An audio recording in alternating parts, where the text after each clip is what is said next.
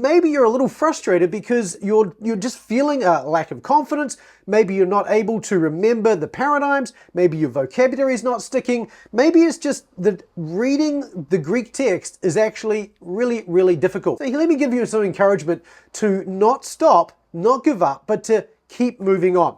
Let's talk about 4 things. First of all, let's talk about vocabulary. And as you know, vocabulary is critical. Without vocabulary, you're not going to make progress in terms of developing your knowledge of the New Testament generally, so you can actually read from it. So you want to continue with the task of acquiring vocabulary. However, it could be, and this sometimes happens, that we set our goals too high when it comes to vocabulary. For instance, we think that unless we've got 100% accuracy when we're going through, say, Flashcards Deluxe or whatever flashcards app it is, we're actually doing really poorly. Well, the reality is that if you're doing between 70 and 80% on average, in terms of you're getting between 70 and 80% of your vocabulary correct when you review it, and you're using something like spaced repetition for that review process, well, you're actually doing pretty much the way everybody does. Everybody gets between 70 and 80% as a general rule. Now, some people do much better than that, and it's not uncommon for there to be times where the vocabulary is a little easier and your accuracy is a little higher, and sometimes it's a little more difficult. Maybe they're new words,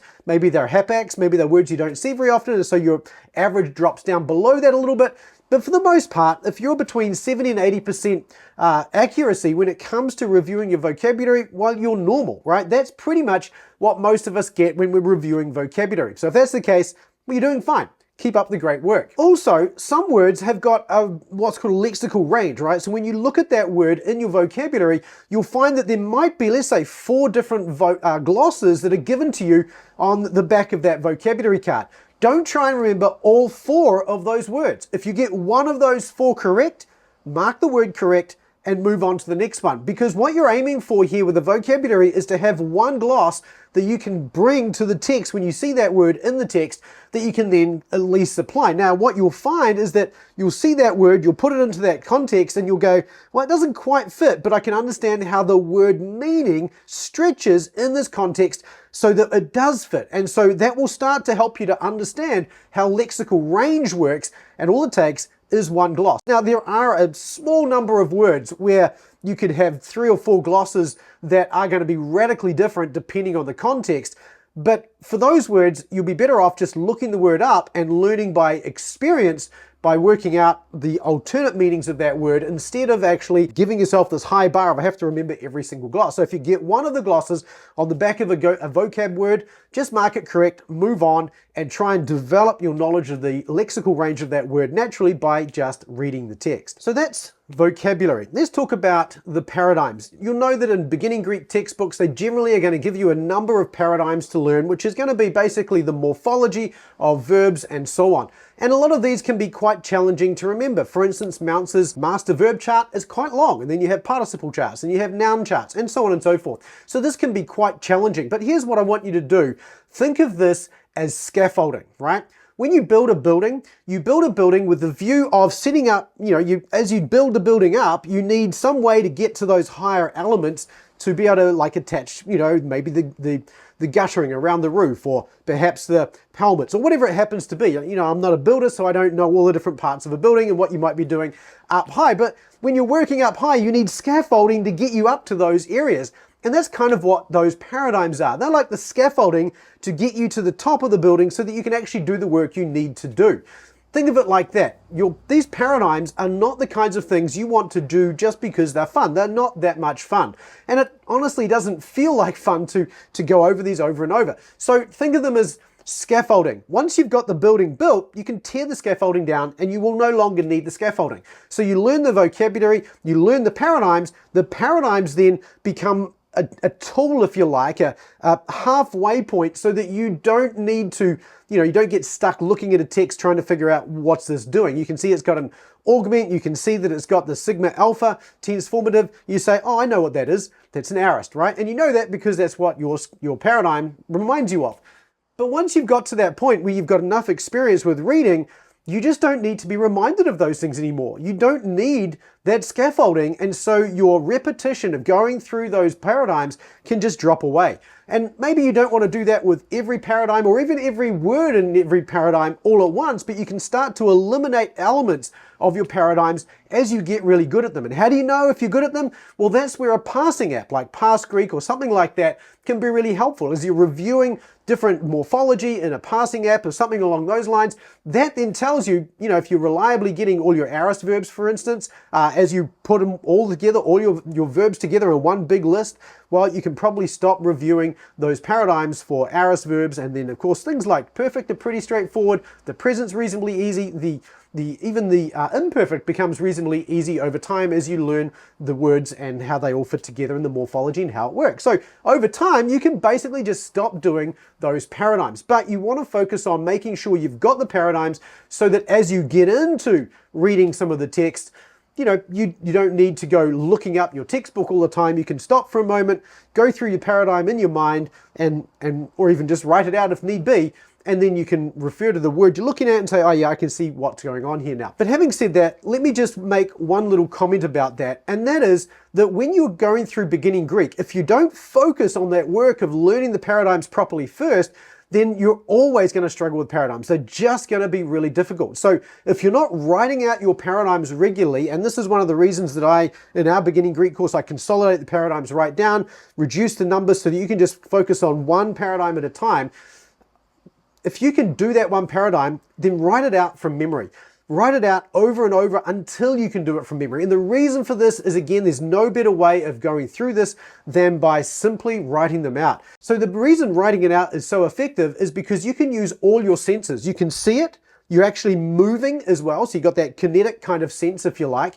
You can hear it, particularly if you pronounce what you're writing as you write it out. That's going to help with recall. And the more of these senses you engage in that process, the easier it's going to be to learn. So my encouragement is to go through and learn the paradigms by writing them out. Yes, you feel like a 5-year-old when you're doing it. Yes, it's kind of annoying to do it this way, and it's time consuming, but it is a very, very effective way of learning, and the more senses you can engage, the quicker and easier it's going to be to learn those. So having said that then, if you haven't been doing that as you've been going through beginning Greek, then maybe you want to go back and maybe do that with the key paradigms and key elements that you need to go and do this with again. However, you want to see them as scaffolding, and over time you want to get rid of the scaffolding. You don't need to go through your paradigms forever. They're only there until you can reliably pass in an app like Parse Greek, or better yet, in your Greek New Testament. The third thing to bear in mind if you're through beginning Greek and you're struggling with that next phase is really that you're through the hardest part. Beginning Greek is the most difficult element of learning to read the New Testament in the original language, and it would be a horrible shame to give up after you've finished that first piece that's going to give you the basics you need to be able to move into the rest of the New Testament. And this is where reading the text is so critical. We have in the Biblical Mastery Academy, we have a reading Greek course. So you're going to be reading through 7 books of the New Testament pretty much right after you finish beginning Greek. And the whole point of this is to move that knowledge from paradigms and flashcards into real life so that you're experiencing this and you're solidifying those skills that you've already learned and deepening them as well. So make sure you're reading the text and allow the text that work of actually solidifying the skills you've already done, which goes back to the last little piece I mentioned about making sure you've actually done that memory work so that you can start to tear down that scaffolding as you're going through the reading Greek process and you're starting to read and exercise those skills you've already learned. If you haven't completely learned those skills, it's going to be very hard to bed them in during that reading process.